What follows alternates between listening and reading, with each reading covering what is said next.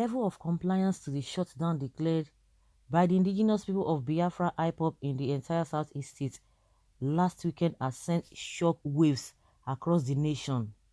When the shutdown was first announced by IPOB, purportedly in honor of fallen Biafra heroes, so many people dismiss it as just another empty rant by NNAMDI KANU, who is reputed for being loquacious. But on the D-Day, the entire Southeast was almost in total shutdown. Streets were empty, shops were closed, markets were deserted, banks and other business places were shut for businesses. This was so despite the firm order of the southern governors for residents to ignore the declaration by IPOB. As a matter of fact, in Ebonyi state government, in a bid to ensure that people don't comply to the directive by IPOB, Governor David Umahi vowed to revoke the tenancy of shop owners who obeyed IPOB's order, but it was blatantly ignored. This has made many people to begin to question the authority of the governors as leaders in their states. Who is really in charge of the Southeast? That is the question that now begs for answers. One of those that expressed shock at the event is Dr. Sunday ADELAJA, the Nigeria-born founder and senior pastor of the Embassy of the Blessed Kingdom of God for All Nations Church in Kyiv, Ukraine, who said that the Southeast governors cannot still lay claim to being governors when NNAMDI KANU can so easily force a shutdown or shut down in their domain.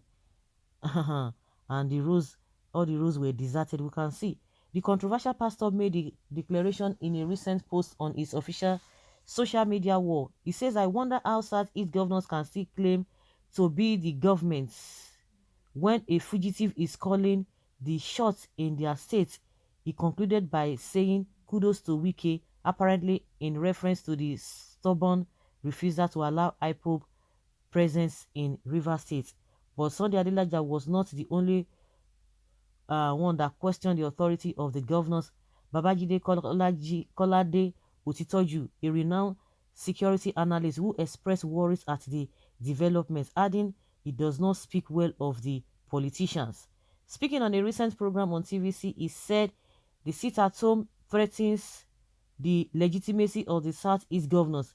He added that what NNAMDI KANU was doing was in insurrection against the country and that it could spare doom if not nipped in the bud on time.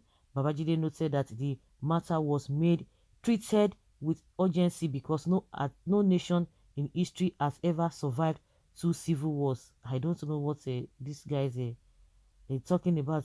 People are being told do this, and they see reasons for doing that, and some people are like, oh, maybe it could be as a result of being afraid, that they are afraid, that is why they comply to that.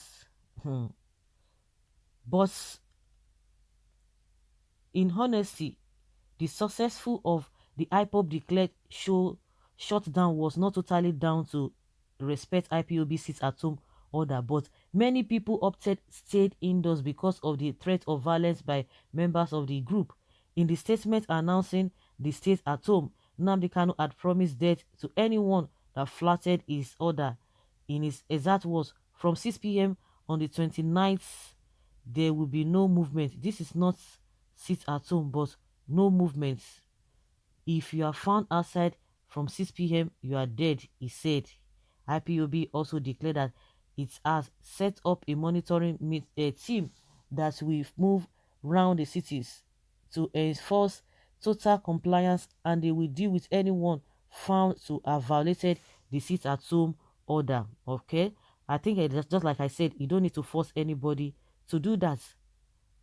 You don't tell anybody who is hungry, if really it says so. You don't force anybody to do that.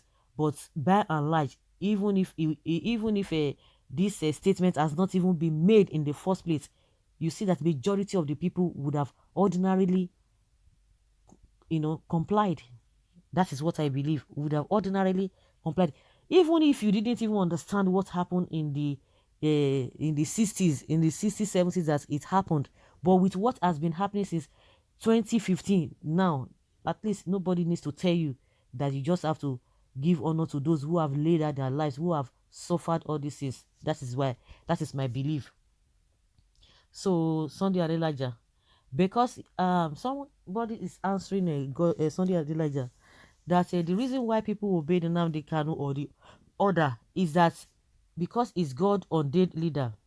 That is my own understanding. He never threatened anyone but wants all to be cleared for any form of engagement. You people can be careless sometimes when you don't force them, but it always means well and it's for our benefit. Hmm. When you talk about a fugitive, you talk about Gbajabiamila who escaped from the US over fraud, and today is the Speaker of House of Representatives, and Tinubu, who dealt on hard drugs in the past, but today is the leader of APC in Nigeria. Fulani is not the problem of this great nation. Oduduwa treasury against the South is the elephant in the room. Sunday Adelaja is a Nigerian missionary called to proclaim the gospel in Russia and Eastern Europe. He should not judge the oppressed people of Biafra land and Indigo. According to Isaiah 61 verse 8, the Lord hates injustice and robbery. Okay, are you sure he's reading, Adelaja is reading his Bible? Nnamdi Kanu is an institution and a principality. IPOB is in charge of the Southeast. Governors of the Southeast are Fulani puppets. You can imagine. Doctor or pastor, where do you belong to? You need appointments. I never hear you talk about the S-men killing bandits, killing Boko Haram, killing all over Nigeria. But you have mouth to talk for ordinary stay at home in the Southeast. You are an injustice. Pastor with no doctor degrees. Don't mind him. It's just be running his mouth. Just there running his mouth. If not for God, unknown government could have paid you a visit even in that Ukraine, because they are everywhere. So that's in your next life. You mind your ministry. There's division of labor. Face what you are called to do. I pity your church members, Buhari pastor. If it is not your business, we are obeying the person that has our interests at heart. All southern governors are there for their bellies and not for the masses. Okay, very apt. Very, very, very apt remark. The southeastern masses feel neglected by their political leaders. They see Nnamdi Kanu as their messiah. Anyway, time will tell.